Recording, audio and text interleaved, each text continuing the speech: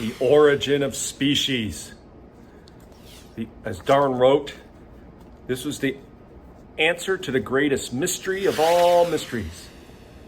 So what did he write? Stay tuned.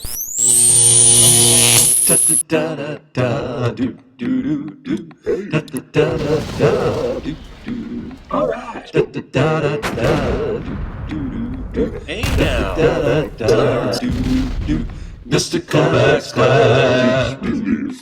It's Mr. Kovacs class. You might learn a ton. It's Mr. Kovacs class. He's interesting too. It's Mr. Kovacs class. And he's super cool. It's Mr. Kovacs class. 1859, he published Origin of Species. Now, to be honest, I mean, Darwin was just a guy. This is 20 years after he got back from the Galapagos, we decided to publish his ideas. I will tell you, he was reluctant, and maybe we'll talk about why that is later, but reluctant to publish at this time. He was kind of forced into it because another guy was about to publish the same thing, and I think Darwin was like, the guy's name was Wallace. Darwin was like, I better get credit for this. Right? So what did he say? He said in the book, basically, where do new species come from? They come through a process called natural selection. Life has had a history of different kinds of things living and going extinct. And the reason why they're here is because species that exist change over time due to natural selection. That's what he said. He didn't invent the word evolution. He didn't even use the word evolution. I mean, he just accepted that as a fact because, I mean, look at all the evidence. I mean, the fossil record tells you that things are different now than they were in the past. And as we mentioned yesterday, he basically had an idea that it had to do with isolation. Like, you had a population of one kind of thing. If you split some of them off, you were left with a group of individuals who, first of all, you can't really get what you don't have. You can only work with what you have, right? So if you're beetles, your offspring are gonna be like beetle-like things. And if the environment in which you've been separated is different from where the founding group originally came from, we call that different selective pressure. So maybe there's different predators, whatever. So the way you look might be influenced by the environment. And then he said that if you have a long period of time, it was really big in Darwin's thing, is like it would have to take generations.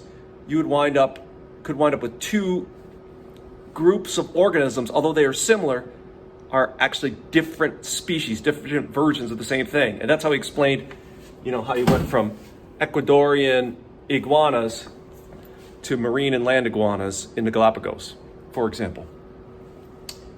All right. So he wrote this in a book called Origin of Species. Origin of Species, to be honest, is a really boring read. He wrote a great introduction, right? It's like an essay. He wrote an introduction. In the introduction, he gave you his thesis, like what he was going to be about, and he wrote a pretty good conclusion too, which I have here as well. Yeah, the conclusion, which sums everything up. And then in between, it's like hundreds and hundreds and hundreds and hundreds of pages of examples. It's almost like a RADI, but it's RAD. And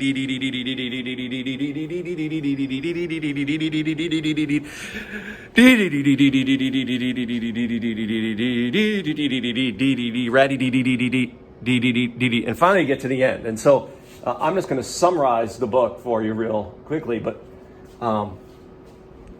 he called where species come from is like the greatest secret on earth, and he found the answer.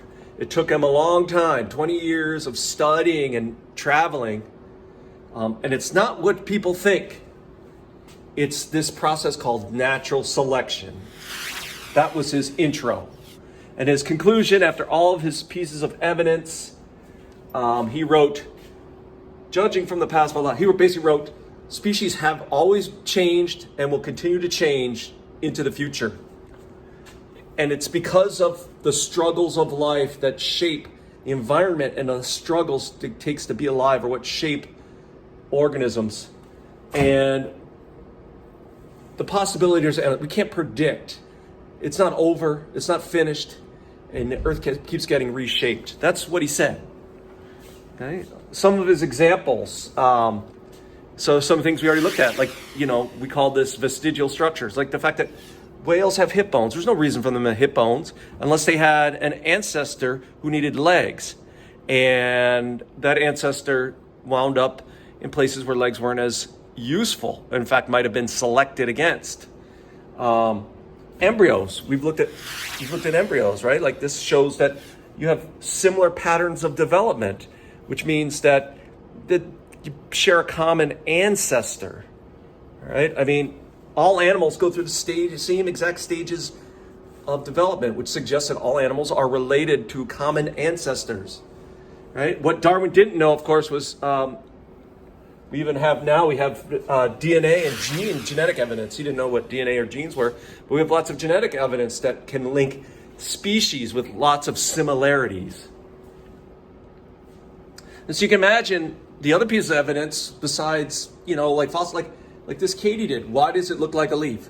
It did not go to the costume store and buy a leaf costume. It looks like a leaf because its parents probably looked like leaves. And its parents lived long enough to have babies. And the babies that looked the most like leaves were less likely to get eaten. And then they were more likely to have babies that were going to look like them.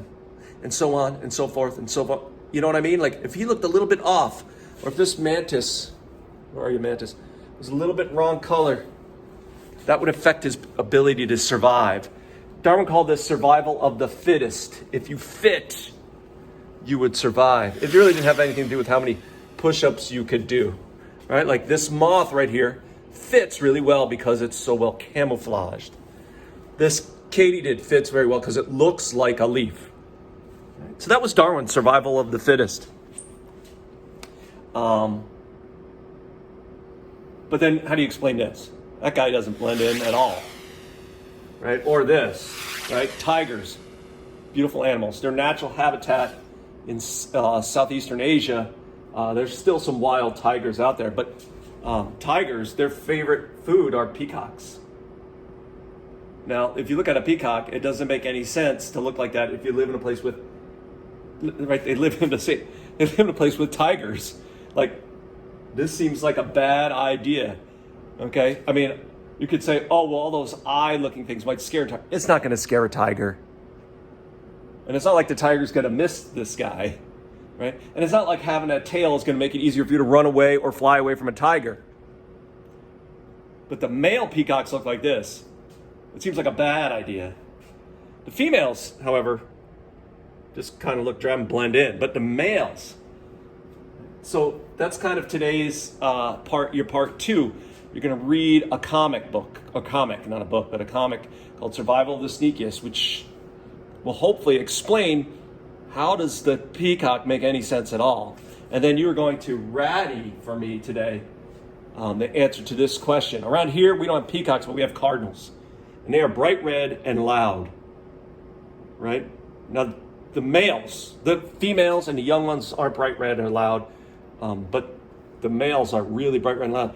And we don't have tigers, but we have lots of predators that would love to take out, like, even house cats, but you got bobcats and hawks and owls and things like that.